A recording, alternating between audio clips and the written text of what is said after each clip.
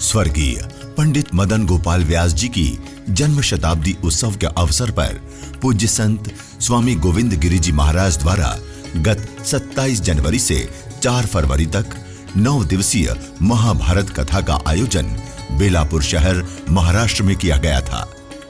कथा की पूर्णाहुति पर कल युगपुरोधा स्वामी रामदेव जी महाराज, परम पूज्य स्वामी सत्यमित्रानंद जी महाराज एवं अन्य संतगण बेलापुर पहुंचे। इस अवसर पर सभी संतगणों की शोभा यात्रा निकाली गई। इस शोभा यात्रा में बड़ी संख्या में लोग शामिल हुए। कथा स्थल पर पहुंचने के बाद सभी संतों ने वैदिक मंगलाचरण के बीच दीप प्रज्वलित कर इस समापन कार्यक्रम का विधिवत शुभारंभ किया।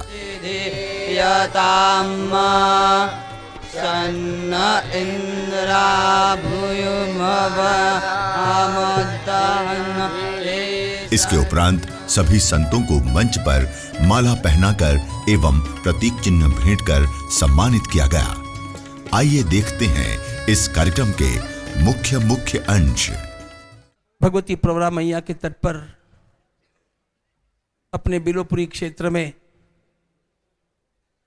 इस प्रकार का कोई आयोजन होगा, ऐसा न मैंने सोचा था, न और हम सब लोगों में से किसी ने भी सोचा था। किंतु यह आयोजन करना निश्चित हुआ। यहाँ के सभी ग्रामवासियों का बड़ा आग्रह हुआ, मैं इसमें सहभागी हुआ।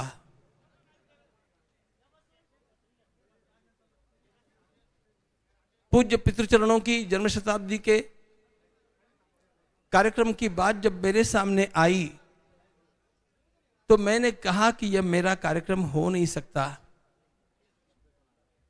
संन्यास के पश्चात कोई पारिवारिक संबंध होता नहीं और इसलिए आप लोगों की दृष्टि जो है वो ठीक है, मैं उसका भी सम्मान करता हूं, लेकिन ये कार्यक्रम मेरा नहीं है। आप कार्यक्रम कर रहे हैं और उसमें कथा के लिए मुझे बुला रहे हैं, तो मैं उसमें सहभागी हूं और कार्यक्रम में भी सहभागी हूं, लेकिन यह कार्यक्रम आपका है।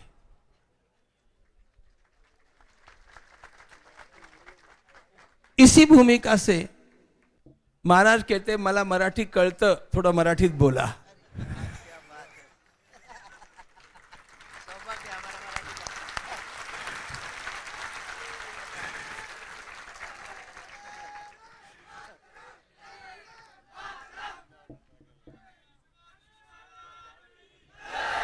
केशव गोविंद भगवान की।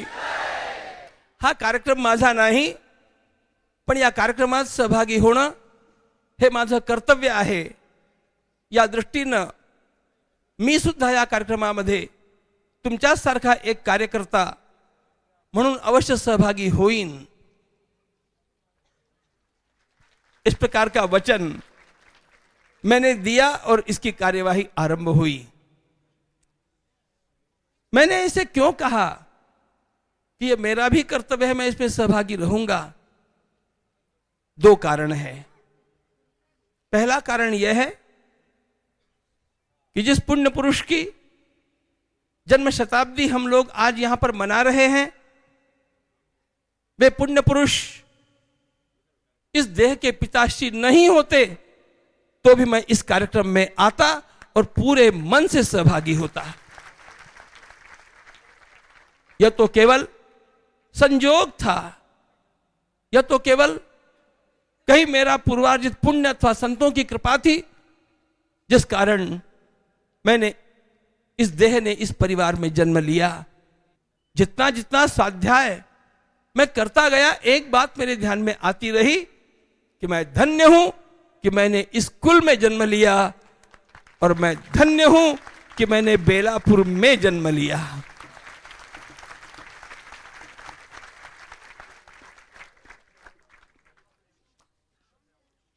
यहां पर आकर के यह परिवार 150 वर्ष पूर्व बसा और मेरे पिताश्री को एक बहुत बड़े व्यक्ति ने महाराष्ट्र के कहा कि आपका वैदुष्य और आपका ज्योतिष के ऊपर अधिकार असाधारण है। आप इतने सामान्य गांव में क्यों रहे? आप इतने छोटे गांव में क्यों रहे? हमारे पितृचरणों ने एक ही उत्तर दिया, यह संतों का गांव है, यह विद्यारण्य स्वामी महाराज का गांव है, यह बिल्वपुरी तीर्थ है, यह अमृत वाहिनी का तट है और यह हरिहर क्षेत्र है। हमारे पूर्वज राजस्थान से चलकर जब महाराष्ट्र में आए, इसी एक गांव में बसने का उन्होंने निश्चय कर लिया। आसपास के अनेक लोगों ने अनेक प्रकार के प्रलोभन देने के पश्चात भी उनका मन यहीं पर रमा। मैं स्वयं इस बात को सोचता रहा, यह मेरी जन्मभूमि है। सन्यास लेने के पश्चात भी सन्यासी अपने पिता को प्रणाम नहीं करता, यह शास्त्रीय विधान है। लेकिन सन्यास लेने के पश्चात भी शास्त्रकारों ने कहा, मां को तो प्रणाम सन्यासी को भी करना पड़ता है, जगतगुरु होने पर भी करना पड़ता है। किसी भी अवस्था में कोई मां से बड़ा नहीं हो सकता, कुछ भी करके मां से बड़ा नहीं हुआ जा सकता। यदि मां से बड़ा नहीं हुआ जा सकता तो मातृभूमि से बड़ा कैसे हुआ जा सकता है? भारत माता का कोना कोना मुझे अत्यंत प्रिय है। इस देश का कण कण मेरे निरंतर आराधना का विषय है। लेकिन फिर भी यह तो मन में आता ही है कि मैंने मेरे सारे प्राथमिक पाठ यहां की धूलि में प्राप्त किए हैं और मैं जो कुछ भी हूं वह इस धूलि के कारण हूं। इसलिए इस मातृभूमि के लोगों ने यदि कोई निश्चय किया हो, गांव छोटा है, यह बात सत्य है, गांव छोटा होने पर भी इस गांव के लोगों का मन बहुत बड़ा है, बहुत विशाल है। आज यहां पर जो कार्यक्रम आयोजित हुआ, कोई परिवार ऐसा नहीं रहा, किसी भी जाति का कोई परिवार ऐसा नहीं रहा जिसने अपनी बेटी को पियर नहीं बुलाया, अपनी बहन को पियर नहीं बुलाया। यह पूरे गांव का कार्यक्रम है, सभी के सभी इसमें सहभागी हो गए। लोगों के अंतःकरण की यह प्रेम की भूमिका बरबस किसी को भी खींच ला सकती है। अरे मेरे जैसे तुच्छ जीव की बात क्या, भगवान को भी खींच ला सकती है। तो मैं यहां पर आ जाऊं और इसमें सहभागी हूं, इसमें कौन बड़ी बात थी। पूज्य गुरुदेव स्वामी जी महाराज की,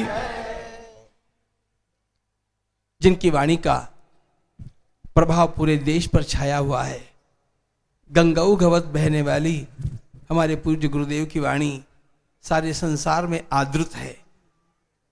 उसी वाणी के आशय को अपने ओजमय शब्दों में रख करके और इस संपूर्ण राष्ट्र को अपने स्वाभिमान के लिए जगाने वाले हम सभी के अत्यंत अत्यंत अत्यंत प्रिय पूज्य श्री रामदेव जी महाराज से मैं प्रार्थना करता हूं कि वे अपने आशीर्वचन प्रदान करके इस सारी जनता को आह्लादित भी करें, आंदोलित भी करें, प्रेरित भी करें, कृतार्थ भी करें।